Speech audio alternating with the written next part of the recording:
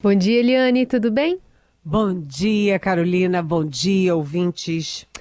Queria te ouvir sobre uma reunião com toda a cúpula, né, da gestão do presidente Lula em relação ao andamento, né, das ações, das investigações, das prisões que já foram feitas acerca dos atos antidemocráticos contra os três poderes.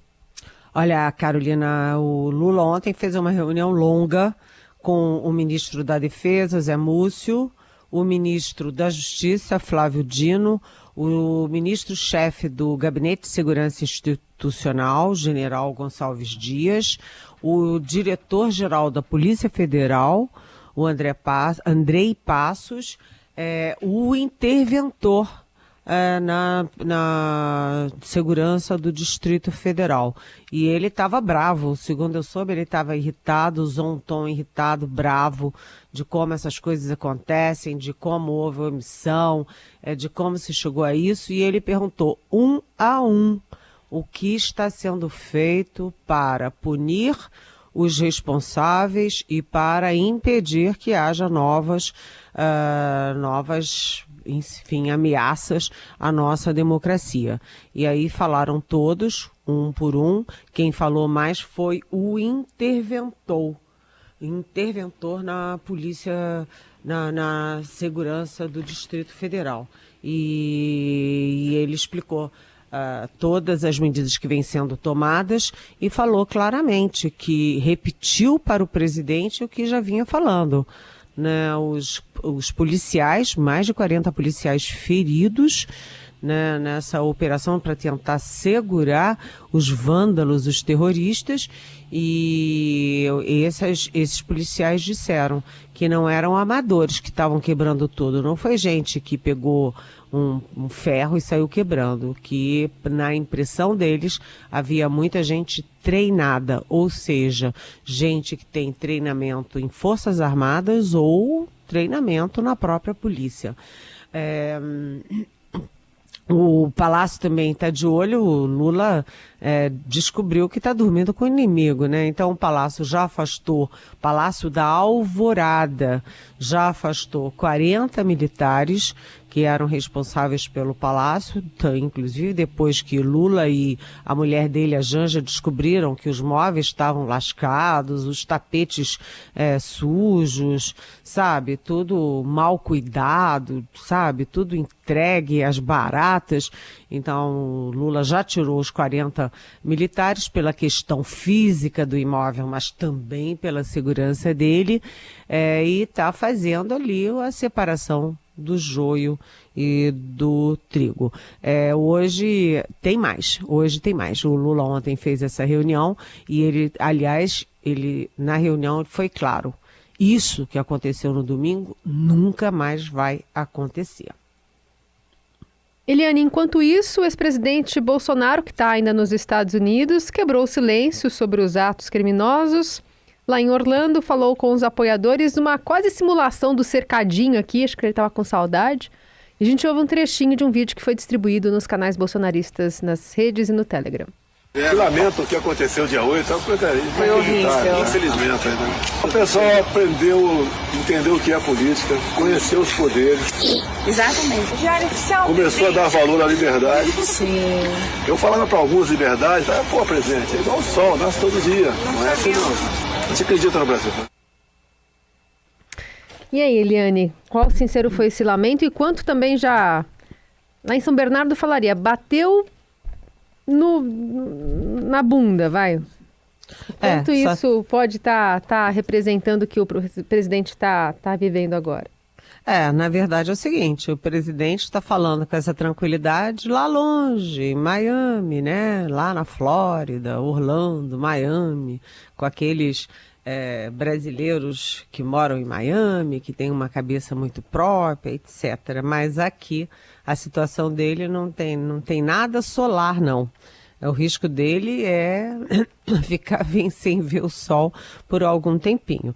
Ontem já teve mais um passo, né? Mais um elo no cerco contra o presidente Jair Bolsonaro. O ministro Benedito Gonçalves, que é do STJ e é do TSE, o Tribunal Superior Eleitoral, ele atendeu um pedido do PDT e incluiu aquele decreto, aquela minuta de decreto do golpe, né, que previa estado de defesa no TSE, que previa criar uma comissão, destituir o Lula, criar uma comissão com 8 militares e 17 membros ao todo para anular as eleições.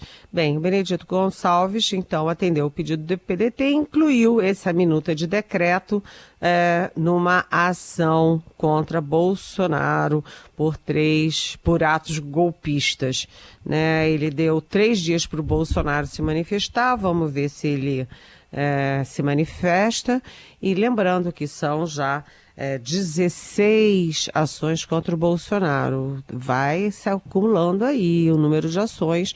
O grande, risco do Bolsonaro é ficar inelegível por 8 anos, ou seja, fora das próximas eleições presidenciais de 2026. Né? Além disso, o ministro Benedito Gonçalves também acionou quem? Carolina Alexandre de Moraes, do Supremo Tribunal Federal, para compartilhar com o TSE as provas do inquérito dos atos antidemocráticos que desembocaram na invasão do Planalto, do Supremo e do Congresso no domingo 8 de janeiro de 2023, um dia fatídico na história brasileira. Enfim, há muita resistência à ideia de prender o Bolsonaro para não transformar o Bolsonaro em mito, em ídolo, e etc., não transformar ele em vítima. Mas a inelegibilidade do Bolsonaro avança a passos largos, Carolina. Vamos ouvir também uma manifestação nesse faro aí que você mencionou, né, de inelegibilidade de um nome muito forte, né, ainda dentro dessa ala mais à direita, e que tem espaço que está querendo ser ocupado aí por alguns nomes que estão se posicionando na política. Queria entender se por acaso Arthur Lira está nisso, a partir de uma manifestação que ele deu ontem ao ser questionado sobre a possível responsabilidade do ex-presidente nos atos. Cada um responde pelo que faz, né? Então é como eu disse, o meu CPF é um, o CPF do presidente Bolsonaro é outro. Nós temos que ter calma nesse momento, investigar todos os aspectos. E a nossa fala, ela não muda. Todos que praticaram e contribuíram para esses atos de vandalismo devem ser severamente punidos. E aí, hein? Não, eu sempre falei isso aqui, desde o ano passado. A lógica do Arthur Lira e do Centrão é uma lógica de poder, de privilégios, de cargos, recursos, etc. Mas não é a lógica de destruir a democracia. Se a gente pegar todos os anos do Bolsonaro, principalmente depois que o Arthur Lira assumiu a presidência da Câmara, você não tem nenhuma manifestação do Arthur Lira a favor de ato golpista, a favor de atacar o Supremo, a favor de invasão de prédio público, nada disso. O Arthur Lira votou com o Bolsonaro nas questões de governo, nas questões de economia, de interesse lá do governo Bolsonaro. Mas toda vez que o Bolsonaro ameaçava a democracia, o Arthur Lira botava um pé na porta, tipo assim, daqui eu não passo, né? O Arthur Lira sempre deixou clara, bem evidente, uma linha que ele não ultrapassaria, e essa linha era exatamente a da Constituição e da legalidade, tanto que quando o Lula foi eleito, o primeiro presidente de poder a convocar uma coletiva, reconhecer a vitória, reconhecer o sistema eleitoral, as urnas eletrônicas, foi Arthur Lira. Então, justiça seja feita. Ele sempre defendeu a democracia e agora ele está criando uma barreira de concreto armado entre ele, que se coloca como, aspas, um democrata, e o Jair Bolsonaro, que se coloca como líder dos antidemocráticos. Notícia de capa do Estadão de hoje, o empresário Josué Gomes, que foi destituído da presidência da Fiesp em assembleia ontem, numa disputa política que se arrasta desde outubro do ano passado, uma decisão inédita, e José deve recorrer, né, Eliane? Carolina, essa disputa não vem desde outubro do ano passado, não. Essa disputa vem de muito tempo, porque é o seguinte, o antigo presidente da Fiesp, a poderosa Federação das Indústrias do Estado de São Paulo, obviamente a principal federação de indústrias do país, né? O presidente foi o Paulo Scaff. O Paulo Scaff foi presidente da Fiesp por 17 anos e ele apoiava o presidente Jair Bolsonaro, né? Claramente apoiava, fazia dobradinha, queria tentar uma eleição com o Bolsonaro, em dobradinha e tal. E inclusive o Scaff foi candidato algumas vezes aí em São Paulo e perdeu em todas, né? E ele sempre se opôs ao novo presidente da Fiesp, que é o Josué Gomes da Silva, que foi eleito em janeiro de 2022, portanto há um ano, e é filho do José Alencar Gomes da Silva, que foi vice-presidente do presidente Lula nos 2 primeiros mandatos. E atenção, né, o Scaff bolsonarista e o Josué anti-bolsonarista e mais próximo, mais ligado ao PT e ao Lula. Então isso deu um conflito e os sindicatos patronais ligados, vinculados à Fiesp, reclamam muito da gestão do Josué, né? Eles apresentaram no ano passado 12 pontos, né? 12 questões contra o Josué. Uma delas era a ausência de entrevistas do Josué na imprensa. Josué muito fora da imprensa. O Scaff falava com todos nós, né? Dava entrevista, representava muito, botava muito a cara na mídia. E o Josué fez uma gestão para dentro, não aparecia, não falava pela entidade, não assumiu essa liderança externa, né? Além disso, ele também não aparecia em Brasília para negociar com o Congresso as pautas da indústria. Ele também não tinha diálogo com o governo Bolsonaro. No ano passado, a Fiesp, que sempre convidou presidentes, ministros, presidentes de poderes para ir lá, a Fiesp ficou ao largo do último ano do governo Bolsonaro. E já ontem, já numa tentativa tardia de resistir, o Josué levou à Fiesp tanto o ex-presidente Michel Temer quanto o vice-presidente do Lula, o Geraldo Alckmin, que é também ministro da Indústria, do Comércio, etc.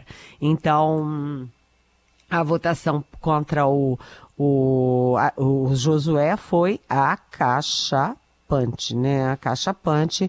Ele perdeu o cargo por 47 sindicatos, votos de 47 sindicatos, 2 se abstiveram e só um votou a favor dele, ou seja, contra a destituição.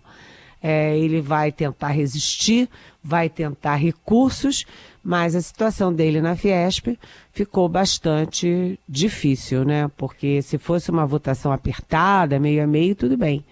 Mas foi uma votação acachapante. É uma pena, porque o Josué é um belo quadro. Eu escrevi a biografia do José Alencar, a biografia do José Alencar, que se chamava José Alencar, né? Amor à Vida. E conversei muito com o Josué, viajei com ele para conhecer as empresas, as sedes da Coteminas, que é o grande conglomerado da família. O Josué é um homem de grandes qualidades, um homem culto, um homem discreto, mas a crise lá, a liderança do Scaff continua muito evidente, Carolina. E o quanto isso nos conta sobre o poder de Paulo Scaff nessa articulação, Eliane, e também da conjuntura, né, quando o governo Lula ainda está só no começo? Pois é, exatamente o que eu falei, né? Acabei de falar que como mostra a importância do Paulo Scaff, né? O Paulo Scaff continua sendo o grande poder oculto e não oculto da Fiesp, né? Ele tem 17 anos, imagina os vínculos que ele criou, né? O enraizamento dele no setor. Então, uma coisa é o Scaff, outra coisa é a questão ali da má vontade do setor produtivo, de setores do capital contra o governo do PT. Aliás, está lá o Fernando Haddad e a Marina Silva, né? O Fernando Haddad, que é o ministro da Economia, a Marina Silva, que é a ministra do Meio Ambiente, estão lá em Davos exatamente tentando convencer o mundo de que as coisas mudaram, né? Aquela história, o Brasil voltou, né? Tudo será diferente na área do meio ambiente, a economia será uma economia sustentável, com uma justiça social sustentável, com uma política sustentável, com um ambiente sustentável, mas além de convencerem lá fora, né, eles também precisam convencer aqui dentro, porque a oposição ao Lula, como a gente viu, ela é uma oposição que não é só grande, robusta, mas inclui setores extremistas de alta periculosidade. Portanto, convencer lá e convencer cá, né, Carolina? Bom, temos também notícias boas em relação ao Ministério da Educação, que anunciou um reajuste de quase 15% no piso salarial dos professores. Queria te ouvir sobre essa boa notícia na área da educação e, enfim, de algumas revogações também acontecendo em alguns outros ministérios, né? Algumas mudanças já nesse início de governo.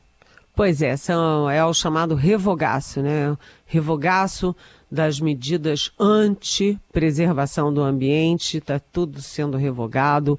Na saúde, aqueles atos negacionistas grotescos do governo Bolsonaro, tudo isso está acontecendo. E na educação, certamente, a educação teve os 4 piores ministros de toda a história nesses anos do governo Bolsonaro, né? Inclusive ministro que defendia mandar prender ministro do Supremo Tribunal Federal. E ontem o novo ministro da Educação, o Camilo Santana, que foi governador do Ceará e que tem aí troféus, né? O Ceará, antes do Camilo e durante o Camilo, ele tem troféus, inclusive internacionais, pelos avanços na área da educação. E o Camilo Santana, que trouxe também a Isolda, que foi a sucessora, era vice-governadora e assumiu o governo do Ceará e que agora é o braço direito dele, é a secretária executiva do Ministério da Educação. Os dois conseguiram aumentar significativamente o piso do magistério em 2023. O aumento é de 15%, quase 15%, e o piso será R$ 4.420. Parece pouco, mas é um avanço, é mais um avanço que o governo Lula tenta conquistar e anunciar para uma área tão importante como a educação e como outras áreas que também são fundamentais, como saúde, ambiente, política externa, inclusive. Inclusive, você falou de algumas outras mudanças, né? A FUNAI revogou aquele ato do governo que liberou a extração de madeira em terras indígenas. Enfim, tem algumas coisas que estão sendo anunciadas aqui, mas muito representativas, porque algumas dessas mudanças foram feitas no apagar das luzes, né, Eliane? Bem no finzinho do governo. No finzinho do governo, no apagar das luzes, como você disse, Carolina, o Bolsonaro assinou vários atos mudando coisas importantes e também acomodando bolsonaristas em cargos no exterior, né, com salários altos, sabe? Assim, é uma coisa que tem até um cheiro de imoralidade, né? Não sei como é que fica a questão da legalidade, mas certamente é imoral. Você está deixando o governo para o seu sucessor e você está impondo a ele as suas vontades, os seus amigos, os seus critérios. Isso tem uma carga de caráter e é uma carga de caráter imoral. Agora, eu queria aproveitar esse finzinho da gente para dizer que hoje vai ter ontem teve, eu já falei lá no início, né?